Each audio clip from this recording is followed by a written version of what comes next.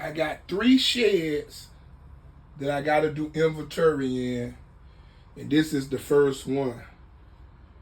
I got to go through here, mark down everything I got, because so many times I done brought stuff that I had. Like right now, I see a gold stem way over there. This just getting ridiculous. So I'm finna do inventory. It's probably gonna take me 2 to 3 days